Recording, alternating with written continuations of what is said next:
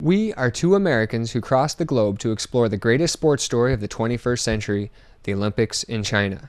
A global company named Haier caught wind of our mission and supported us on our discovery. We found what we were looking for, and much more.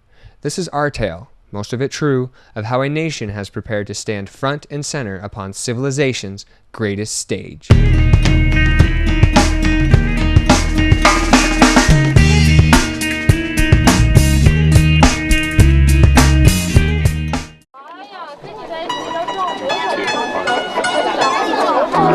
Welcome to Bottling.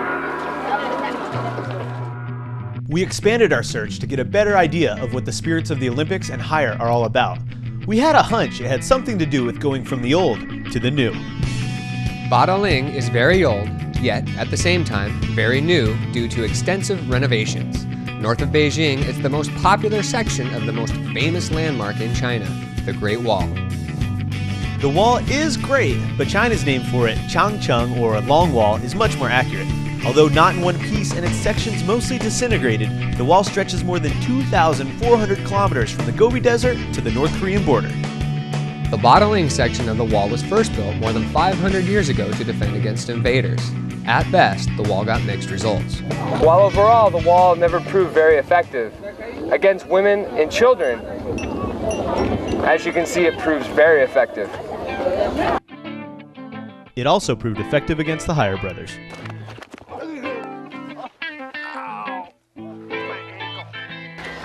Anybody there? Listen. We got back on the wall and made a break for it. The wall is effective for transporting people across rough terrain. The Great Wall's construction continues to this day, but no longer as a deterrent to outsiders. Today, it's an invitation to tourists. Lots and lots of them. From the Great Wall, we visited the symbol of Beijing, the Temple of Heaven.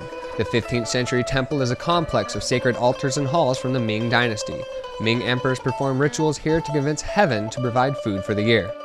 At the temple, the most visible of the structures is the Hall of Prayer for Good Harvests. 38 meters high and 30 meters in diameter, not a nail or drop of cement was used in its construction. The blue roofs represent none other than heaven itself. The Temple of Heaven grounds contain over 4,000 cypress trees, some of which are over 800 years old. Pop quiz, hotshot. Bring it. What is this?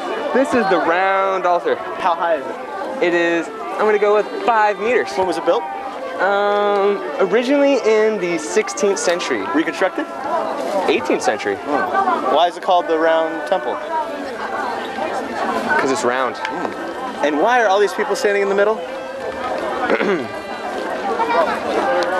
Because the sound waves are bounced off the marble balustrades, amplifying your voice. You're a cheater.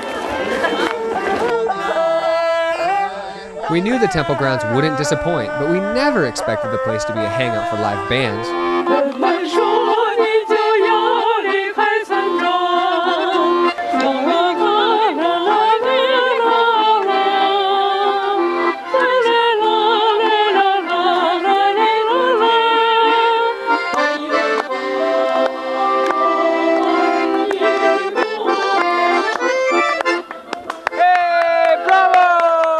While we wandered amongst the Battle of the Bands, we ran into Ron, an American from Texas. You've been to the Olympics before, is that right? Right, I've been to 6 Olympics actually. Oh, how do you think this Olympics is going to compare to the ones you've seen? I think they're going to just try to blow everybody away and do the best Olympics ever. I mean, they've got so many volunteers and I'm sure an unlimited budget. The amount of money being infused into Beijing is staggering. The city has already invested more than $40 billion just for the Olympics, and the improvements continue at a breakneck pace. Old buildings are falling and new, innovative ones are springing up all over the place. This one, the new CCTV headquarters, is our favorite. It will be completed for the 2008 Olympics. 300 more towers are scheduled to rise up around it in Beijing's new central business district. You know, you can't have a real Beijing experience without visiting the hutongs. Yeah, the hutongs. You mean the small neighborhood streets that are from traditional Beijing? That's right, that's right. And you know what the thing about it is? Due to Beijing developing, they're disappearing fast. So if you want to come see them, you need to come down. That's right. When people think of traditional China, often it's the hutongs that come to mind. In the maze of streets, the lightning-paced capital slows to a refreshing small-town crawl. Just be careful not to wind up in the wrong alley.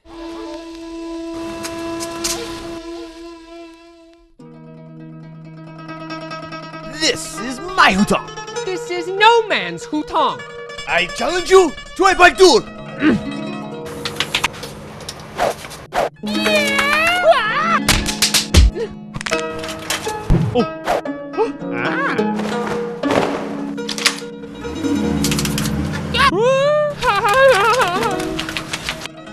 Ha ha ha! Fool! For the 2008 Olympics, Beijing's transportation infrastructure is undergoing major improvements too, the most important of which will be direct buses to the Olympic venues, as well as an overhauled subway system. By the opening ceremonies, the city will add 4 new subway lines to the current network, including tracks to the airport and Olympic Green. Sometimes the subway cars can be busy, a sign of the system's utility. And sometimes you can get a train and there's enough room to dance.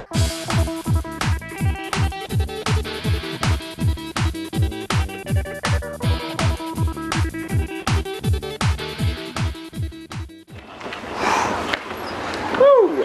Beijing has many transportation options. Our favorite is the bike. Beijing is very biker friendly. All the main streets have lanes, specifically for bikes, and bike rental is very cheap. Not bad. Let's go bike. It just so happens biking is a major part of the Olympics as well. The Olympic road bike race will give you a similar tour to ours, just at a faster pace. We checked out an Olympic practice event to get an idea what the race will look like. The only tricky part was to figure out which was the actual peloton. Nope. No, sorry, that's not them. Ah, here they come.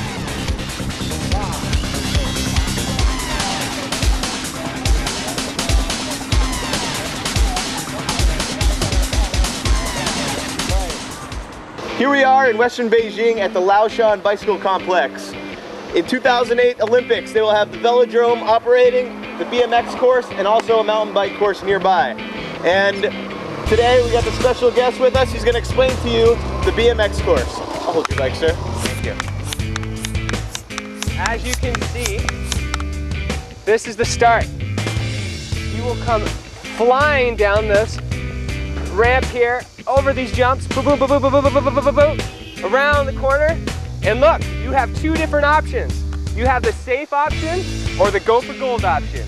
Safe option is we'll take you around, and if you're ahead, that might be the choice. But if you're a little bit behind and you want that medal, then you're gonna cut inside and take a chance with bigger jumps and a tighter turn, and you're gonna come around and you might even be able to win it.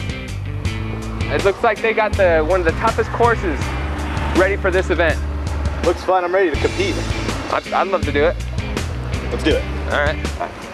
I don't know if they'll let us in actually. Actually, they're not letting us in right now, so probably not then either. No, they won't let us in actually. Oh well. Oh. Beijing will be the first Olympics to host the BMX Supercross. They expect the venue, here shot with a guerrilla camera, to draw huge audiences. Good thing we brought our bikes. Yeah, well, the velodrome behind us is not quite finished. Maybe we shouldn't have brought our bikes. Oh well. Hey-yo! I guess it is a good thing we brought our bikes. You want to know why? Because right behind us is Laoshan Mountain, home of the 2008 Olympic mountain bike course. And we're here early, we got our bikes, we might as well give it a test ride. Thank God we finally found our niche. The mountain bike event requires athletes to climb and descend steep dirt trails around Laoshan Mountain. Here we are at the top of Laoshan. Check out the view. The mountain reminds you that Beijing isn't just a concrete jungle. Laoshan, open to anyone, is a labyrinth of natural hutongs. Kung fu fights don't seem to be an issue here, but the zigzagging trails boggle the mind.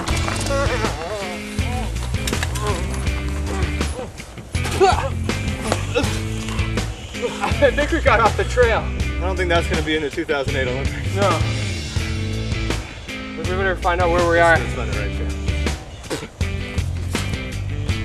After we finally figured our way out, we felt closer to the 2008 Olympics than ever. Yet, there was still much to see and do. Mix and match when we coming up again. Rock and rap, thinking everybody want to try to act like they mixing in. Now you can tell, yo, next to kin, cause we trying to spread this throughout all many men and women.